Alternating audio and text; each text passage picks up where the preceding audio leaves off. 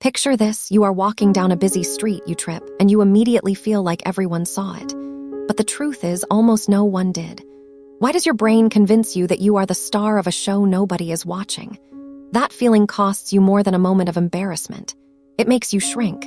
You avoid eye contact. You stay silent in meetings because you imagine judgment. You pick clothes that blend in. You turn down invitations. You rehearse conversations that will never matter. All because you believe the spotlight is on you. But it is not. This is the spotlight effect, a predictable cognitive bias that distorts your social reality. Psychologists Thomas Gilovich and Kenneth Savitsky named the effect in 1999. They asked students to put on a Barry Manilow t-shirt, a shirt most people would find embarrassing, and then enter a room full of other students. The shirt wearers estimated that about half the people noticed the shirt. In reality, only about 23% did. The gap is large and reliable. The reason is simple. You are trapped inside your own head. Your own actions, your appearance, your feelings, they are the most vivid thing in your world. You assume they are equally vivid to everyone else. They are not. Other people are busy with their own lives. Their attention is a scarce resource, and they spend most of it on themselves. Consider a study where people had to deliver a speech. They were told to imagine a big spotlight shining on them, and then to estimate how much the audience saw their nervous hands. The speakers thought the audience saw everything, but when the audience was asked, they reported noticing almost none of the fidgeting. This is called the illusion of transparency. Your internal state feels broadcasted, but it is not. Your trembling hands are invisible to anyone not staring directly at them. And even if someone does glance, they will likely forget it within seconds.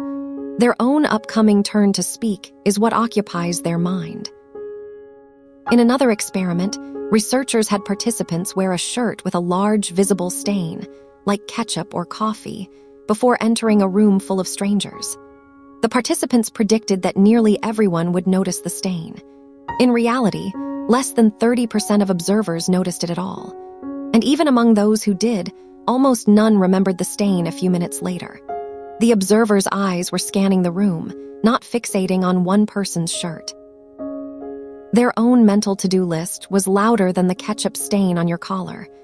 The attention others pay to you is shallow and fleeting. It is not the deep, critical gaze you imagine. But is there any situation where the spotlight is real? Yes, when you are the center of attention by design, like giving a keynote speech or performing on stage. In those moments, people are deliberately watching you. Even then, the spotlight effect can still distort your perception. You might think the audience is scrutinizing every detail of your appearance or every pause in your speech. In reality, they are mostly focused on the content of what you are saying, not on your tiny imperfections. The audience's attention is broad, not micro. They are processing your overall message, not cataloging your shaky hands. So even when you are on stage, you overestimate how much they care about your minor slip-ups. The deviation from their expectations is what people remember, not the small stumbles. One concrete everyday cost is the reluctance to ask for help. You might avoid raising your hand in a lecture because you think everyone will judge your question as stupid. But studies show that other students often cannot remember who asked a question moments later, and they rarely think negatively of the asker. Similarly, you might avoid asking a store employee for directions because you imagine being watched.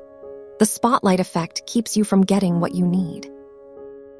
It makes you navigate life with incomplete information because you are too afraid of being noticed. You miss a chance to learn, to find your way, to connect. Why does this happen? The brain uses its own perspective as a default. You have constant access to your thoughts, your body, your embarrassment. That data is loud. The brain then projects that loudness onto others, assuming they hear the same signal. It is an egocentric shortcut. Evolutionarily, caring about reputation makes sense, but the shortcut overshoots. The spotlight effect is that overshoot, a smoke alarm that goes off for burnt toast.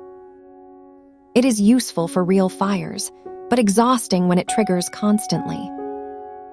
Does the spotlight effect ever help? In a very narrow sense, yes. A moderate amount of concern about how others see you can prevent social blunders. You check your teeth for spinach. You avoid shouting in a library. But the bias pushes that concern far beyond what is useful. The result is chronic self-monitoring. You hold back your genuine laugh. You censor your opinion. You avoid dancing at a party. The smoke alarm blares for every small social misstep, and you spend your energy responding to false alarms. The real-life cost is measurable. Social anxiety disorder is partly an extreme version of the spotlight effect. People with social anxiety vastly overestimate how much others notice their flaws. They avoid social situations, which reinforces the belief that they are being watched. The effect also explains why a single embarrassing moment can haunt you for years. You replay it, convinced everyone remembers it too, but the other person likely forgot it before you finished apologizing. They have their own embarrassing moments to worry about. Your flop is just one of dozens they witness each week. How do you fix it? One debiasing technique is called the delay method. When you feel embarrassed, pause, count to 10. Then ask yourself how likely it is that the person who might have witnessed it is still thinking about it. Usually they have moved on. Another technique is perspective taking. Imagine a friend trips in public. How long do you judge them? Probably a second. Then you forget. Now apply that same leniency to yourself. This is not just nice advice. It is correcting a measurable error in your judgment. Another fix is to shift your attention outward. Instead of focusing on how you look or sound, focus on the content of the conversation or the other person's reactions. When you are not monitoring yourself, you feel less watched. The spotlight dims the moment you stop staring at it. Daniel Simons and Christopher Chabris of the Invisible Gorilla Experiment point out that we are simply not as observable as we think. People are blind to the gorilla crossing the screen. They are even blinder to your momentary stumble. One might wonder if knowing about this bias is enough. It helps, but it is not automatic. In 2001, Savitsky and Jailovich ran a follow-up study. They told participants about the spotlight effect before they entered the room. The participants still overestimated how much others noticed their shirt. Knowledge alone does not rewire the gut feeling. You need to practice the techniques. Delay, shift perspective, look outward. Over time, the gut feeling adjusts. The broader stakes are not just about avoiding embarrassment. The spotlight effect prevents you from being authentic. You hold back your genuine reactions because you fear the audience. You laugh less loudly. You hide your quirks. You avoid asking questions. Over time, you build a smaller life. The people you care about never see the real you, and they are too busy watching their own show to notice you are hiding. That is the cost. But there is a liberating flip side. Knowing that the spotlight is off can actually help you take risks. You can dance at a party without worrying about how you look. You can speak up in a meeting without rehearsing every word. Paradoxically, when you assume the spotlight is off, you exude more confidence, and that confidence often attracts the very attention you feared. But that attention is positive. It is not the same painful scrutiny. The spotlight effect is part of a family of biases called anchoring and adjustment. You anchor on your own experience and then fail to adjust enough for the fact that others do not share your perspective. The same mechanism explains why you overestimate how much people notice your new haircut, your nervous cough, your forgotten name. It is a universal glitch in the human operating system.